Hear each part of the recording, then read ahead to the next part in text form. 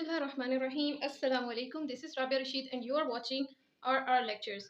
और आज जो हमारा लेक्चर है वो है तौहीद एंड इट्स इम्पैक्ट्स पार्ट 2। और इस पार्ट में हम सिर्फ इम्पैक्ट्स की ही बात करेंगे। अच्छा, इम्पैक्ट्स जो हैं वो दो चीज़ों पे होंगे। एक तो ह्यूमन इंडिविजुअल की अपनी लाइफ पे, अपनी ज़िंदगी पे, और दूसरे इम्पैक्ट्स कौन से हैं तौहीद के, जो होंगे ओवरऑल पूरी सोसाइटी पर, पूरे जो हमारा सिस्टम है उस पर। अच्छा, सबसे पहली बात ये है कि जो तौहीद है ना, इट्स अ की टू पैराडाइज। और इलामा इब्न क़य्यम रहमहुल्लाह कहते हैं, वो ना हर चीज़ इसकी एग्जांपल देते हैं कि हर चीज़ की ना एक की है।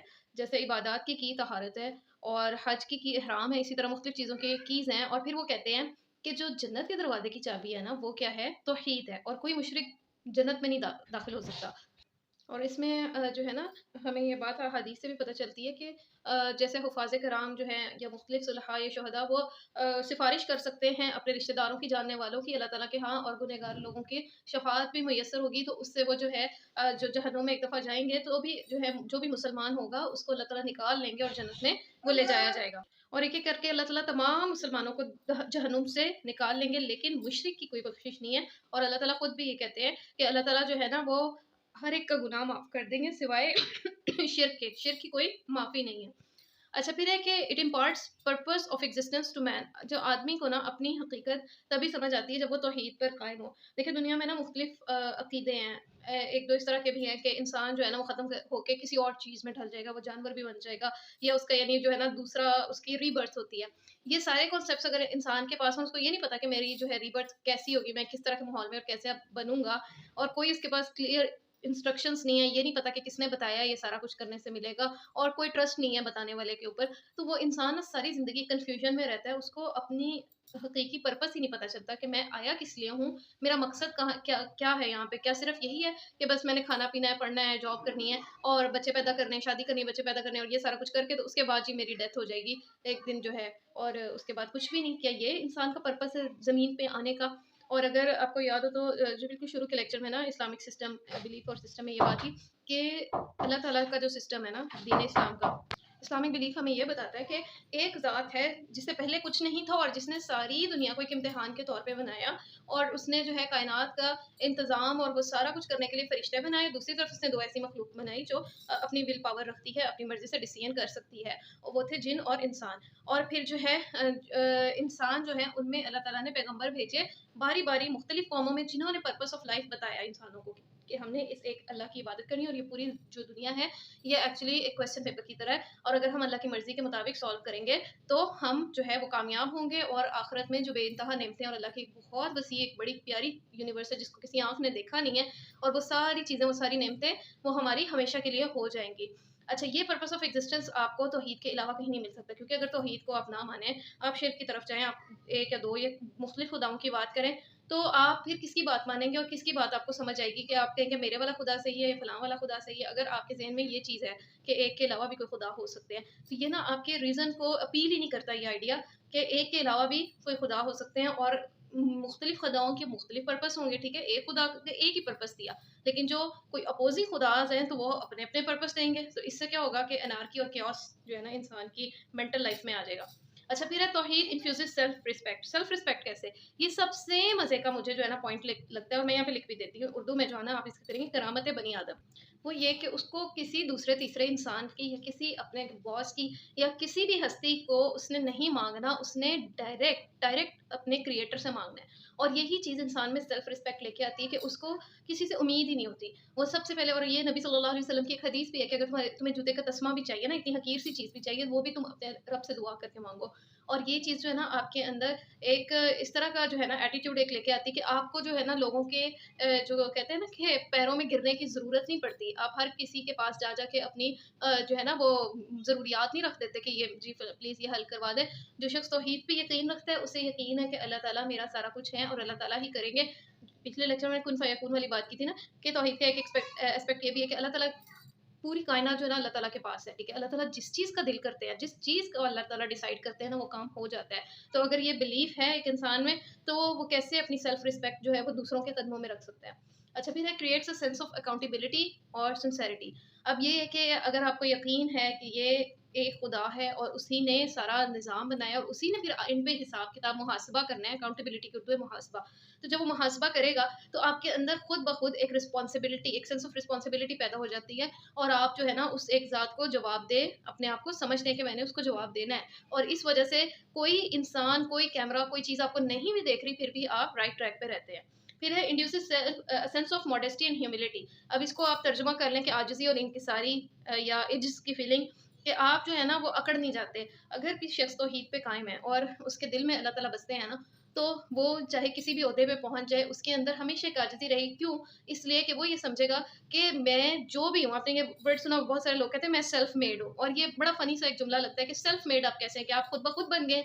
या आपका मतलब, इंसान का मतलब तो ये होता है कि मैंने ज़िंदगी में बड़ी मेहनत की है, मुझे मतलब मैं वो जो है ना सोने का चम्मच लेके जो है ना सिल्वर स्पून लेके पैदा नहीं हुआ था। मैं अपनी मेहनत से सारा कुछ मैंने किया है। लेकिन किसकी वजह से आपको मिलता है? दुनिया में जो भी कुछ हो रहा है ना, वो अल्लाह की मर्ज़ी से हो रहा है और अल्लाह ताला ऐसे हालात और वाक़यात क्रिएट करते हैं कि आप जो है आपको वो चीज़ें मिल जाती हैं। और ये चीज़ अगर आपके अंदर इस चीज़ का बिलीफ है, तो फिर आपके अंदर एक तवक्कुल, एक आजिज़ी और एक इनकिसारी आती है, ठीक है? हाँ, तवक्कुल यहाँ पे है कि अब तौहीद जो है वो आपको तवक्कुल भी देती है, ठीक है? और इट इम्पार्ट्स कंसोलेशन, सैटिस्फैक्शन और होप। अब कैसे कंसोलेशन? इसमें जो है ना बात वो ये है कि तौहीद जो है ना वो आपको ऐसा यकीन देती है कि इसकी मिसाल मैं आपको ना देती हूँ कि जैसे एक बच्चा है, जब वो अपने माँ-बाप के साथ होता है, उसे पूरा यकीन होता है कि मुझे कुछ होने नहीं देंगे। जैसे छोटे होते हम हॉस्पिटल जाते थे तो इंजेक्शन वगैरह कुछ लगना होता था, बहुत डर होता था, लेकिन इस चीज़ का भी यकीन होता था कि हमारे पेरेंट्स साथ हैं, तो कुछ बुरा नहीं होगा या हमें तकलीफ़ नहीं होगी क्योंकि वो हमारे साथ हैं। तो मतलब ये है तो एक छोटी-सी मिसाल ही है, मतलब इसको अल्लाह ताला से या तौहीद से नहीं आप कंपेयर कर सकते, लेकिन थोड़ा-सा उसका जिस्ट लेने के लिए आपको समझ आ जाए कि अल्लाह ताला के ऊपर बिलीफ जो है ना, वो आपको बहुत सारी मुश्किलात से वो निकाल देता है। जैसे ना मुझे एक बात याद आती है कि छोटे होते मैं डर जाती थी जब घर में अकेली होती थी।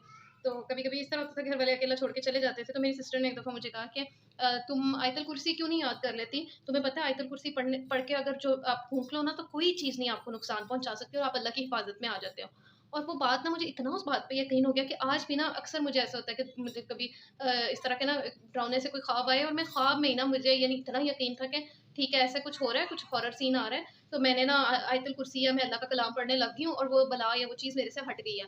तो ये चीज़ जो है ना आपको तौहीद पे ही देती है। अगर आप मुख्तलिफ चीज़ों के ऊपर बिलीव करते हो, फलाँ चीज़ मुझे बचा लेगी, फलाँ चीज़ बचा लेगी, कोई कपड़ा बचा लेगा, कोई फलाँ चीज़ बचा लेगी, तो ये चीज़ जो है ना आपसे आपका सुकून और इत्मीनान छीन लेती है। लेकिन अगर आपको अल्लाह पर यकीन है, तो आप जो है ना हर चीज़ से बेफ़िक्र और निडर हो जाते हैं।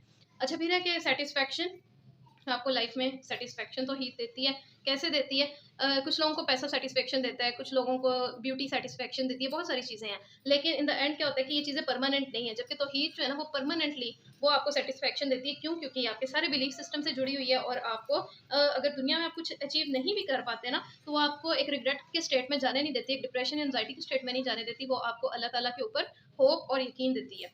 अच्छा, फिर है repelling the afflictions of worldly life.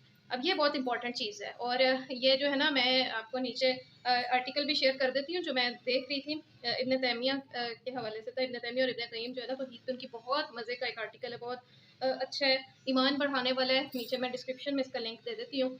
उसमें ना वो ये भी कहते हैं कि तौहीद जो है ना ऐसी चीज़ है जो आपकी दुनियावी मुसीबतों को, आजमाइशों को ख़त्म करती है। और इसकी एग्जांपल वो ये देते हैं कि हज़रत यूनुस अलैहिस्सलाम जब थे मछली के पेट में, तो उन्होंने किन वर्ड्स के साथ दुआ की थी। एक तो उन्होंने अपना रिग्रेट शो किया था, अल्लाह ताला से माफ़ी मांगी थी, अपने जो है ना अपने ऊपर मतलब अपना ब्लेम खुद पे लिया था। और साथ मतलब पहली चीज़ उन्होंने ये की थी कि उन्होंने अल्लाह ताला की तौहीद और उसकी वहदानियत का इकरार किया था, ला इलाहा इल्ला अंता सुब्हानक इन्नी कुन्तु मिनज़ ज़ालिमीन, कि अल्लाह के जो है अलावा कुछ नहीं है, तू पाक है और बेशक मैं ही ज़ालिमों में से हूँ। और ये बहुत पावरफुल वर्ड्स हैं। बाज़ औक़ात इसे इसमें आज़म भी कहा जाता है कि आपकी जो दुआएँ हैं करने वाली, या आपके जो है कुछ मुश्किलात आप पे आ गई और आप चाहते हैं कि वो टल जाएँ, वो ख़त्म हो जाएँ, तो ये आयत पढ़ें आप। कुरान में है ये दुआ मज़कूर हज़रत यूनुस अलैहिस्सलाम की। तो जो है इसके बाद आ जाएँ हम सोसाइटी के ऊपर क्या इम्पैक्ट्स हैं। अच्छा, यहाँ पे करीम दाऊद साहब कहते हैं कि तौहीद is not merely a metaphysical concept, यानी ये कोई हवाई बात नहीं है, यानी ऐसी बात नहीं है जिसे आप देख नहीं सकते, आप महसूस नहीं कर सकते, फिजिकल इसकी कोई हैसियत नहीं है। बल्कि ये क्या है? It is a dynamic belief and a revolutionary doctrine implying that all men are the creators are the creatures sorry are the creatures of one God and equal, ये इक्वल हैं आपस में। सॉरी मैं डिस्ट्रैक्ट हो रही हूँ, एक minute. अच्छा, फिर वो कहते हैं any discrimination based on colour, class, race और territory is unfounded and illusory. अब वो यानी ना ये बात कर रहे हैं कि जो भी चीज़ें हैं ना, आप जो भी कहेंगे कि डिस्क्रिमिनेशन फलां नेशन फलां से बेहतर है, मैं अक्सर ये बात ना मुझे ये बहुत फील होती है कि नेशनलिज्म बहुत ज़्यादा लोगों में ना। अब अगर आप देखें वर्ल्ड वॉर्स देखें तो उसमें भी जर्मन नेशनलिज्म की वजह से वो स्टार्ट हुई थी कि वो अपने आप को बेहतर। अब आजकल वो जो रशिया की वॉर है तो उसमें एक रशियन नेशनलिज्म का बहुत बड़ा रोल है इस चीज़ पे ना, यूक्रेन के साथ। अब ये जो है ना तौहीद हमें क्या कहती है कि हर इंसान जो है ना वो अल्लाह की मखलूक है, और वो regardless of their caste creed and colour and race, वो सब लोग जो है ना वो इक्वल हैं। और इक्वालिटी तो है ना कि बराबरी, बराबरी यानी किस चीज़ में, अल्लाह की नज़र में सारे बराबर है, कानून सबके लिए बराबर है, ठीक है। और इक्विटी क्या कहती है कि अपनी अपनी हैसियत में ना लोगों की कुछ हैसियत हैं, उनको अल्लाह ताला ने ना अब कुछ दी हुई हैं पोजीशंस। जैसे अल्लाह ताला कहते हैं कि आदमियों को ना जो मर्द हैं वो औरतों पे कवाम है, ठीक है। कोई एक दर्जा अल्लाह ताला ने मर्दों को दिया, इसी तरह जो है माँ का दर्जा वो बाप की निस्बत ज़्यादा है। तो इस तरह मुख्तलिफ चीज़ें हैं, उस चीज़ को आप इक्विटी कहेंगे कि हर चीज़ को उसकी पोजीशन उसकी जगह पे रखना। और इसके बाद जो है जनरली ओवरऑल जो है वो इंसान अल्लाह की नज़र में इक्वल है।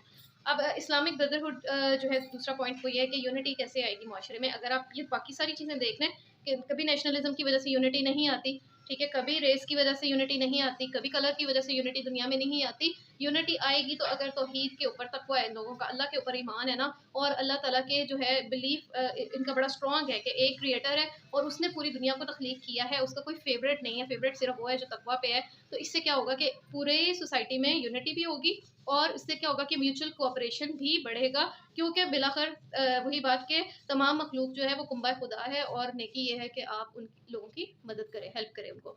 अच्छा, फिर है कि तौहीद promotes collective peace and social justice. वही बात, अगर आप पूरी ऊपर वाली सारी बातों पे यकीन रखते हैं, ठीक है, इक्वालिटी भी आप दे रहे हैं, इक्विटी का भी आप कर रहे हैं, ठीक है, इससे जस्टिस आ रही है, अकाउंटेबिलिटी आ रही है, लोगों के अंदर सेंस ऑफ रिस्पॉन्सिबिलिटी है, म्यूचुअल कोऑपरेशन है, तो अल्टीमेटली क्या होगा, उससे पीस ही आएगा। और इसका ऑपोजिट क्या होगा, अगर ये सारा कुछ माशरे में नहीं है, रेसिज्म है, नेशनलिज्म है और बाकी सारी चीज़ें, तो उससे क्या होगा कि केओस आएगा, अनार्की आएगी। तो यहाँ पे मैं ख़त्म करती हूँ, और लिंक में जो लिंक दिया डिस्क्रिप्शन में वो ज़रूर एक दफ़ा खोल के देखिएगा। It's a very good read, it's opening for mind and heart, बहुत मज़े की है, बहुत अच्छी है। और उससे जो है ना तौहीद का एक अच्छा कॉन्सेप्ट, सिर्फ पास होने के लिए ना पढ़ा करें चीज़ें, सीएसएस में अमूमन यही चीज़ होती है। लेकिन इन द एंड आपको नहीं पता कि आपका क्या इंजाम होना है, आपने पास होना है या नहीं होना। लेकिन कुछ चीज़ें हैं जो आपके साथ ताहयात रहेंगी, ज़िंदगी भर आपके साथ रहेंगी, और उन्हीं में से ये चीज़ें हैं कि आपका बिलीफ कितना स्ट्रॉन्ग है, आपके अंदर जो है वो एक्सेप्टेंस कितनी है दीन को लेकर, आपके अंदर तौहीद के ऊपर यकीन कितना है, अल्लाह ताला के साथ आपका ताल्लुक कैसा है। ये वो चीज़ें जो सारी ज़िंदगी आपके ऊपर असर करेंगी, और इन चीज़ों का असर आपको अपनी ज़िंदगी में नज़र आता रहेगा। तो इसी के साथ इजाज़त दें। अस्सलाम वालेकुम व रहमतुल्लाहि व बरकातहू।